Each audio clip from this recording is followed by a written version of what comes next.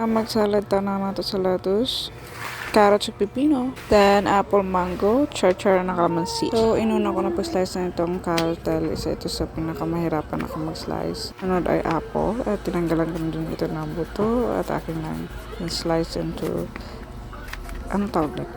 At naman ang mangga. So, alisin ko ng laman. Nanggal ko ang kalat. So, ayan, slice ko na din ito. And then next ay pipino. Na-slice ko na din into blank. Nauna na mag-roll ang aking kapatid dahil siya ay nagugutom na dito. So, kakain na po siya. Ayan na sinaman ko na dyan siya kumain dahil ako mismo ay gutom na.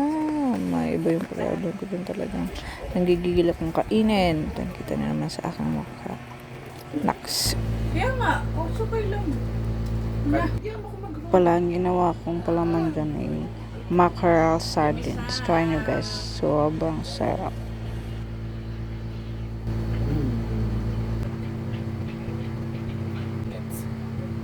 At try nyo din sa sweet chili sauce. Inabata lang nyo yan. Yung orange one. Okay.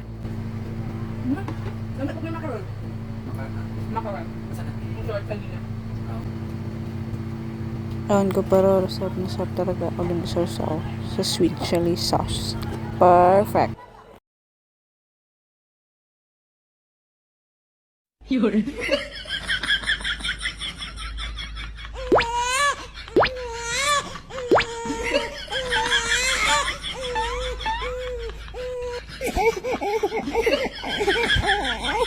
Yun.